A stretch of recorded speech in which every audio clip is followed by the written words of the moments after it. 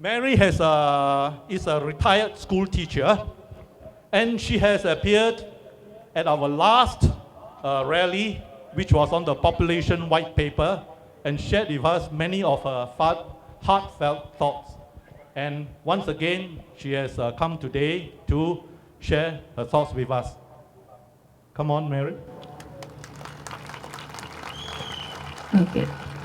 Hello, fellow citizens, friends. You see me today with my recent trusted friend walking, because over the last month, I somehow injured my knee. And it's a good thing that I'm even able to climb those steps today. I told Gilbert, come what may, you see me here on 1st May. So here I am. Now, one of the reasons why I'm here is because you get, like the speakers before me and the speakers that will come after me, and people like Gilbert, Roy, etc., they are so full of facts and figures at their fingertips. It's really mind-boggling. So this is my second time here. I was reluctant in the beginning to show myself because I said, what do I have to offer when these people have so many facts? It's mind-boggling. Well, then I said, you know, Shakespeare, whenever he had plays that were kind of serious, somewhere along the line, he would throw in a court jester who would provide the comic relief. And that's why I'm here today. Because listening to all these facts and figures might get you a little bit depressed. And I would like to say to you, our friends before me and after me provide valuable facts and information which most of you can put to good use, unlike me, because you are also IT savvy. I have said before, and I say again, I have nothing but my ears, my eyes. I don't even own a television set because I have given up on all the propaganda. Thank you. I don't even read the newspapers. Occasionally, somebody thrusts one in my face, then I take a glance at it. Okay, so, as I said before, I've told you before, I am just this plain, simple, what generation do they call it? A pioneer generation, old little lady. And I have been a primary school teacher. That's as much as I have in terms of knowledge. Right, now coming back to Shakespeare, the comic relief. So I would like to say to you people, use the information they give you. It's so valuable. But to do that, you need to relax a little bit. So here to help you relax is this, well, not a court jester, but something like that. To carry on from here, why are we here today? Today is May the 1st, known better as Labor Day. So we are here to remember all laborers. And who are laborers? In my opinion, everybody. Why everybody? As we sit here and stand here and speak here, I am sure there is a new Singaporean being born, a little infant. Now that infant is the youngest laborer. Why? Have you ever heard a baby being born laughing? What is the first sign of life? A loud, loud cry. Then everybody is relieved. Yes, the baby is okay. So, they talk about a mother's labor pains. They forget the baby. The infant labors to come up into this world. So that's our youngest laborer. Then we go to the other end, and we think of the oldest laborer, one who has labored all his life and into his final stretch. He's a laborer still. He labors just to breathe. All right. Now, my thoughts right now, maybe a lot of you too, are with those, in Teochew they say, ape, who up to now, I'm sure you've seen them, they work in food courts, they clean the toilets, and there are some of them who are so old and so bent that the upper part of their bodies, when they walk and stand, are almost parallel to the ground. That's how bad it is. Why? Why do these people at an age when they should be resting, when they should be getting the fruits of their labor, why? Why do they have to do all this? Well, one reason I can see is that from a very young age, because they were probably lowly educated, therefore lowly paid, they have worked their butt out to shore up, to fill up our national wealth, our national treasure trove that we call the CPF. And their hope all along was, when I come to a certain age, that little nest will serve me well, and I can finally rest this tired body. But it's not happening. Why? Because work as they might, slog as they might, they will never ever be able to raise enough to give the government what they want, the minimum sum. So because of that, what they are able to get from their own fund, their own money, is a meager sum every month. So to keep mind and body together, they continue slogging, laboring, toiling.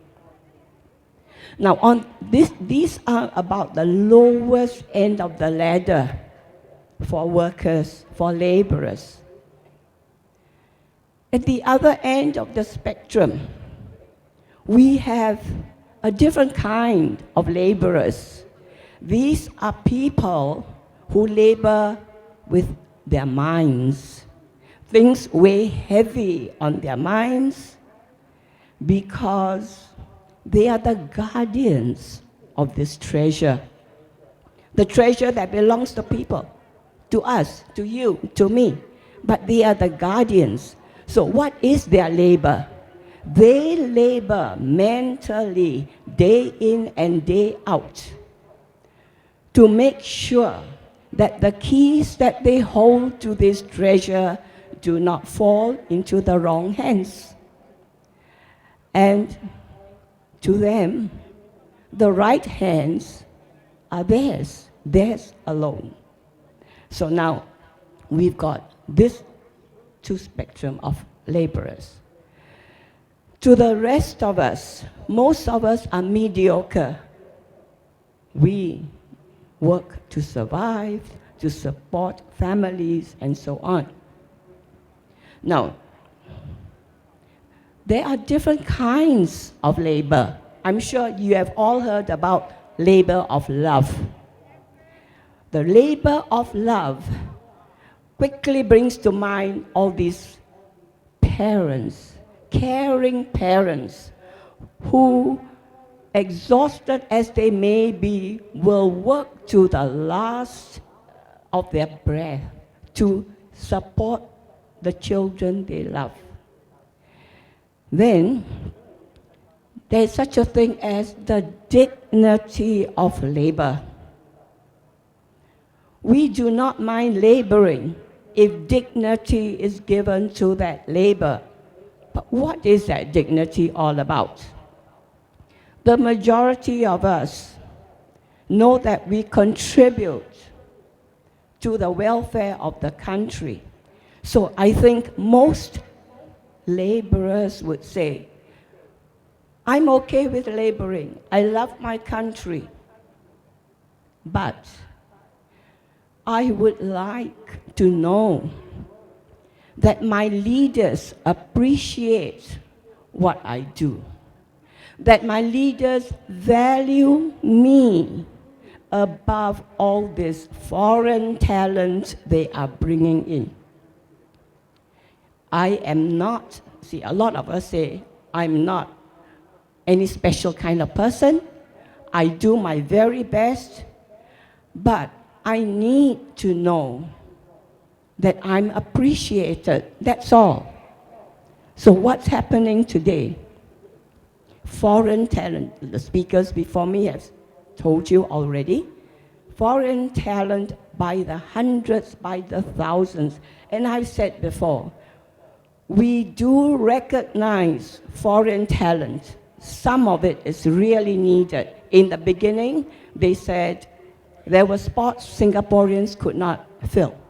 We didn't have the wherewithal. Now, we also recognize that we need the talent of the laborers who build our homes, the roads, and so on. Because Singaporeans, for some reason, no longer want these jobs. We have never taken issues with that. So all laborers ask is to be appreciated. If the interest of foreign talent is put above them, what do you expect them to feel? Frustration. Then labor is no longer a dignified thing. It becomes a drudgery. So many of the workers might even start to resent foreigners, though they don't mean to. Let's take this scenario. Parents have 2 children who are not exceptionally bright, but they go all out to make their parents happy, and they earn a decent wage. At some time, the children are grown up. The parents find that they have some extra money, so they invest in a business. They think that their children will not be able to help them prosper the way they want because they have an average mentality. So what they did is scout the region for bright minds that maybe are not satisfied with what they get in their own homeland. So they seize the chance to come over and work in a business. The parents somehow successfully managed to legally adopt these 2 new foreign talents. They take them home and start them on the business. Now, their own 2 children, they're naturally kind at heart. So they were very willing at first to welcome these 2 strangers as their own siblings. As time went on, they realized we have become second citizens in our own home. Those two new foreign talents, whom we call our siblings, have taken over our parents' affection. So, resentment started. Now, the parents told them, why do you resent your two new siblings? Are you xenophobic? They said to their two children, you still get your birthday gifts, expensive birthday gifts. You still get your big ang paos. Comes the Chinese New Year. You still get your Christmas presents. So what the hell are you angry about? The parents don't get it, do they? It is not those gifts that the children want. It is the affection, the care that have been stolen from them. So likewise, our laborers are not looking for something extraordinary enough to live a decent life and appreciation for what they do. Is that so hard to give them? It appears to be so. Okay, do I still have time? All right. Since this is Labor Day and we've all been laboring so hard, I think let's relax a little bit with a little story. Okay? It's not so much a story as an anecdote. Okay, let me say, once there was a land. I give this land the name of Country T. Why T? Because it's like me, very simple. One horizontal line over one vertical line. That's T. Because I'm tired of the A, B, C, and the X, Y, Z. Now, this country had, among other things, a park that people used to gather whenever they had public holidays. A park much like this. And one day, while there was this group, it was a public holiday, this group of people saw a strange-looking man sitting under one of the trees. He had a luggage with him and a flute. And when he saw the crowd come in, he started playing on the flute. They were so entranced because it was so melodious. Then after that, he stopped to talk to them. He said, my friends, I have been in your country. I live in a nearby country. I've been in your country for a month now. Why? Because I was given accounts by some friends that this is a perfect country. No squabbles between the citizens and the government. Everything is in the right place.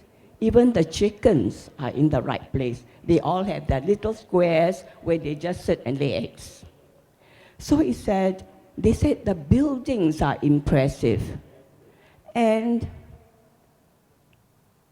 that there are hardly any crimes to talk about. So he said to himself, this sounds like the perfect country for me, my Shangri-La.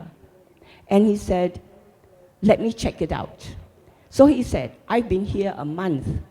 Today is my last day. I packed my bag.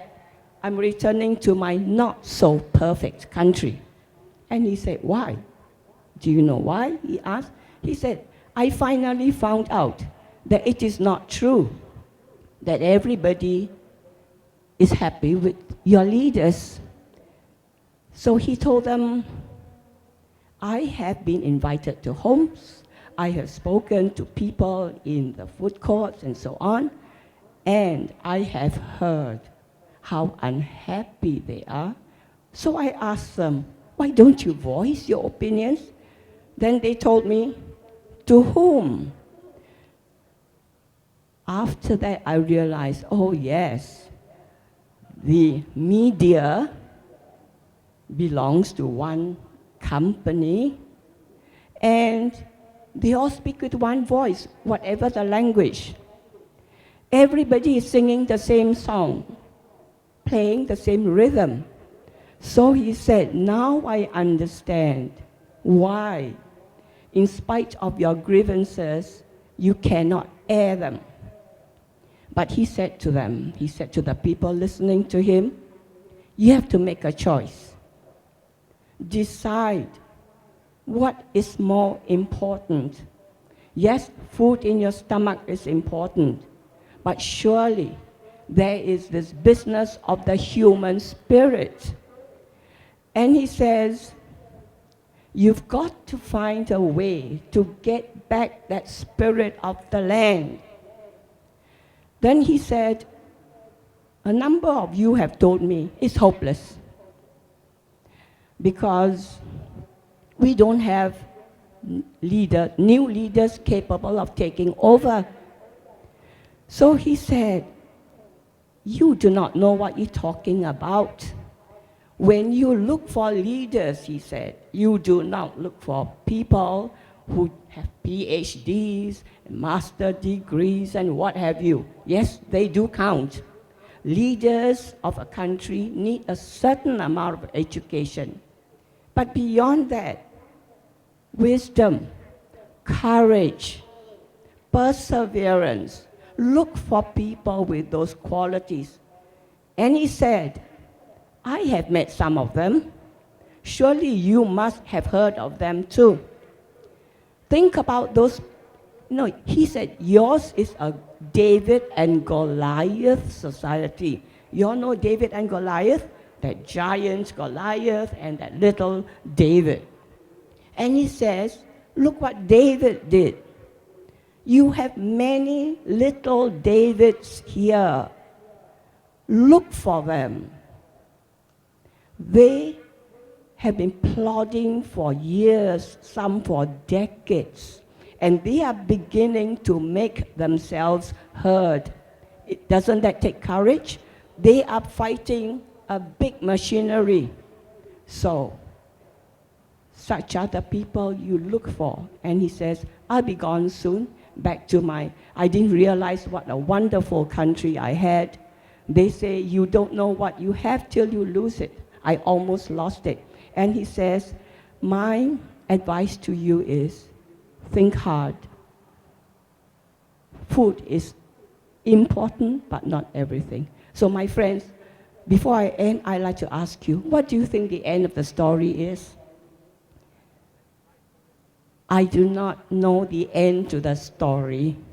The end of the story rests on each and every one of you here, and everyone listening at home, and anyone you can pass the message to. To end a story, just an ending, very simple. All you need is a piece of paper and a pencil.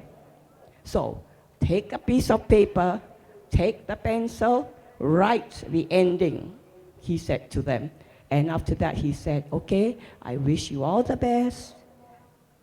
Good luck. And so, my friends, I too say, I wish all of us and Singapore the best. Thank you.